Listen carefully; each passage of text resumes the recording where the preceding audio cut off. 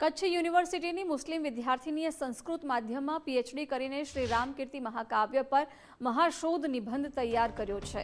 શ્રી રામકીર્તિ મહાકાવ્યમને દિલ્હીના ડોક્ટર સત્યવ્રત શાસ્ત્રી દ્વારા રચવામાં આવ્યું હતું, જે થાઈલેન્ડની થાઈ ભાષામાં લખાયેલી રામાયણ પરથી સંસ્કૃતમાં તૈયાર કરવામાં આવ્યું છે।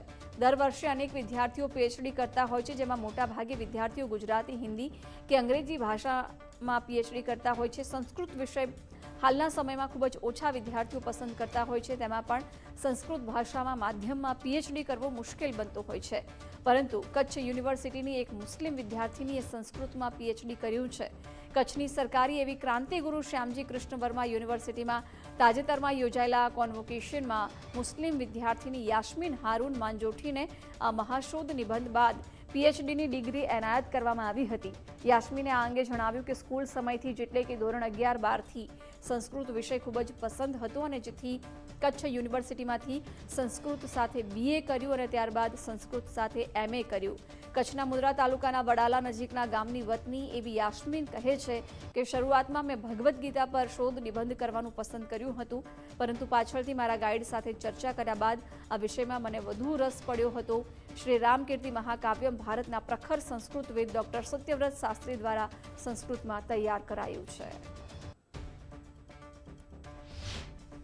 સંસ્કૃત એટલો વિશાળ વિષય છે, એમાં એટલું બધું લખાઈ ગયું છે ને પીએચડી વર્ક પણ ઘણું થયું છે, તો વિચારવું પડે કે કંઈક નવું લાવીએ। તો પહેલે મેં વિચાર્યું હતું કે ભગવદ્ ગીતાના જે ઉર્દુ ટ્રાન્સલેશન હોય ને એના ઉપર કંઈક કરું, તો એમાં પછી ગાઈડની ને સમસ્યાઓ થતી, કારણ કે સંસ્કૃતના માર્ગદર્શક પણ જોઈએ અને ઉર્દુના પણ જોઈએ। પછી મારા જે ગાઈડ છે ડૉક્ટર પંકજ કે ઠાકર, એમણે મને આ વિષય આપ્યો શ્રી રામકીર્તિ મહાકાવ્યમ। એ એક થાઈલેન્ડની રામાયણ છે, જે થાઈ ભાષામાં મૂળ રચાયેલું છે અને એને સંસ્કૃતમાં લખ્યું છે આપણા દિલ્હીમાં જે રહેતા, જે એમનું મૂળ વતન તો અંબાલા હતું, જે એમનો જન્મ લગભગ 1930માં જે પાકિસ્તાનમાં જે હમણાં આવેલું છે ત્યાંના એ હતા।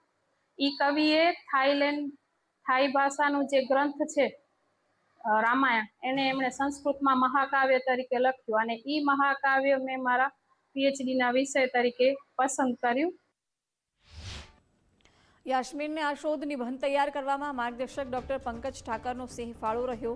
કચ્છ યુનિવર્સિટીના સંસ્કૃત વિભાગના આસિસ્ટન્ટ પ્રોફેસર ડોક્ટર પંકજ ઠાકરના માર્ગદર્શનમાં યાસ્મીને 450 પેજનો મહાશોધ નિબંધ તૈયાર કર્યો છે। ડોક્ટર સત્યવ્રત શાસ્ત્રી જ્યારે થાઈલેન્ડની રાજકુમારીને તેઓ સંસ્કૃત શીખવવા માટે થાઈલેન્ડ ગયા હતા, ત્યારે ત્યાં 10 વર્ષ રહીને તેઓએ થાઈ રામાયણનો અભ્યાસ કર્યો હતો। આ મહાકાવ્યમાં 700 શ્લોક છે। થાઈ રામાયણ ભારતીય વાલ્મીકી રામાયણથી અલગ છે। એ મારા અંડરમાં એમણે પીએચડી શોધ વિષય તરીકે થાઈ રામાયણ, કે જે રામકીયન તરીકે પ્રસિદ્ધ છે, એનો સંસ્કૃતમાં અનુવાદ કરવાનું અને એને મહાકાવ્યનું સ્વરૂપ આપવાનું કાર્ય ડૉક્ટર પ્રોફેસર સત્યવ્રત શાસ્ત્રીજી, કે જેમણે જ્ઞાનપીઠ એવોર્ડ પણ મેળવેલો છે અને મહામહોપાધ્યાય તરીકે એ સુપ્રસિદ્ધ કવિ આપણા સંસ્કૃત જગતની અંદર ભારતીય સંસ્કૃતિના પુરોધા તરીકે બહુ જ પ્રસિદ્ધ હતા। એ સ્વર્ગસ્થ થયા, પણ એમના આ મહાકાવ્યને વિષય બનાવી અને એમણે શોધ કાર્ય કર્યું કે જે થાઈ અને સંસ્કૃત, ભારતીય સંસ્કૃતિ, આ બંને સંસ્કૃતિનું એક સમન્વયાત્મક સ્વરૂપ લઈ અને રચવામાં આવેલું મહાકાવ્ય।